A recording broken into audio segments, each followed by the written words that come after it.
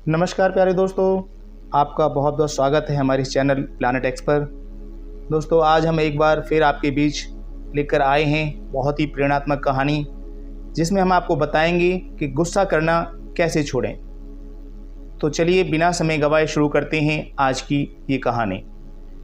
महात्मा गौतम बुद्ध को बौद्ध धर्म का संस्थापक कहा जाता है।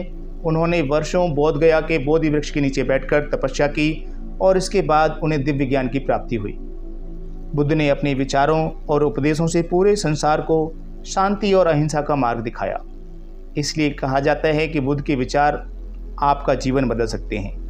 बुद्ध की आज की अमृतवाणी में आपको बताएंगे कि गौतम बुद्ध से जुड़ी एक ऐसी कहानी के बारे में जिससे आपके जीवन में खुशियां ही खुशियां रहेंगी, क्योंकि बुद्ध का मानना है यह पूरी तरह से आप पर ही निर्भर करता है कि आप अपने गुस्से को कैसे काबू करेंगे। एक समय की बात है, भगवान गौतम बुद्ध अपने शिष्यों के साथ बैठे हुए थे और उन्हें उपदेश दे रहे थे। तब उन्होंने अपने शिष्यों से कहा, क्रोध इंसान का सबसे बड़ा दुश्मन है और क्रोध करने वाला व्यक्ति खुद को तो हानि पहुंचाता ही है, लेकिन दूसरों को भी हानि पहुंचाता है। वह प्रतिशोध की आग में जलता है और अपने जीवन को बर्बाद करता है। उनके उपदेश खत्म हो जाने के बाद उनके शिष्यों में से एक शिष्य खड़ा होता है और उनसे बोलता है कि तू एक ढोंगी है, तेरी बातें मनुष्यों के रहन सहन से विपरीत हैं और तू जो भी कहता है उसे जीवन में अनुसरण नहीं करता और दूसरों को यह सब करने के लिए कहता है। जब उनका वह शिष्य गौतम बुद्ध को उल्टी सीधी बातें कर रहा था, तब गौतम बुद्ध ने कोई प्रतिक्रिया नहीं दी और वे शांत बैठे थे। लेकिन ऐसे में वह व्यक्ति और भी ज़्यादा गुस्सा हो गया और गुस्से में आकर उसने गौतम बुद्ध के मुंह पर थूक दिया। इसके बाद भी महात्मा गौतम बुद्ध को गुस्सा नहीं आया और वे शांत थे। उन्होंने अपने चेहरे से थूक को साफ किया और वह चुपचाप बैठ गए। यह सब देखकर उस शिष्य को समझ नहीं आया कि वो क्या करे। गुस्से में आकर वह उस जगह को छोड़कर चला गया और अगले दिन अपने घर पहुंचा।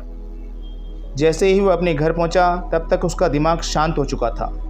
दिमाग के शांत होते ही उसे इस बात का एहसास हुआ कि उसने कितनी बड़ी गलती की है, उससे कितना बड़ा पाप हुआ है।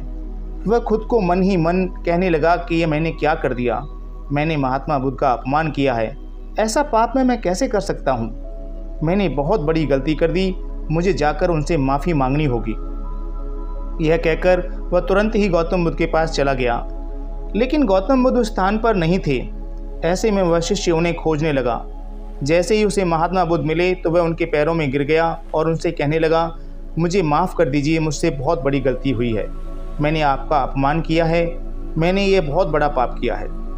यह सब देखकर गौतम बुद्ध ने उनसे कहा, शांत हो जाओ, क्या बात है, मुझे बताओ, तुम कौन हो।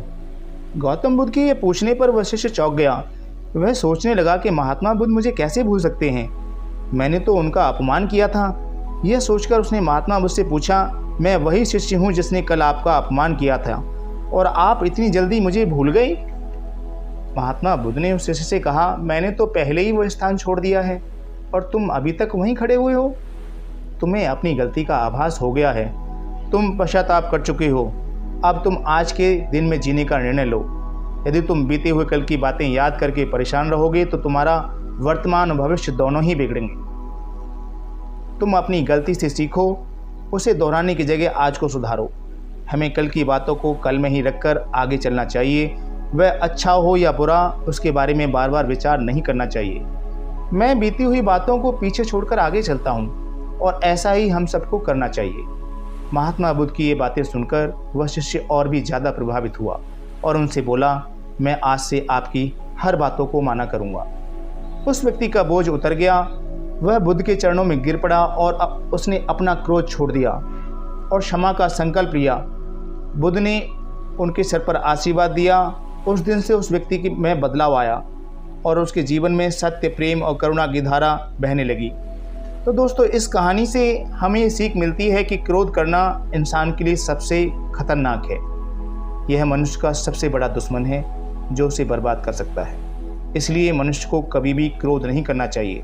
हमें ये भी सीख मिलती है कि बीती हुई बातों को हमें भूलकर आगे बढ़ना चाहिए।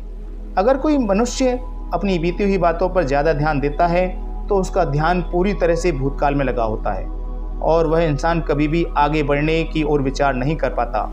इसलिए हमेशा पुरानी बातों को छोड़कर आगे बढ़ने की सोचें। तो दोस्तों, कैसी लगी आपको हमारी आज की ये कहानी, हमें कमेंट कर ज़रूर बताएं। अगर आपको ये कहानी पसंद आई हो तो अपने दोस्तों और मित्रों को शेयर करें। अगर आपने हमारा चैनल अभी तक सब्सक्राइब नहीं किया है तो दोस्तों हमारे चैनल को सब्सक्राइब कर लें। आपका बहुत बहुत धन्यवाद।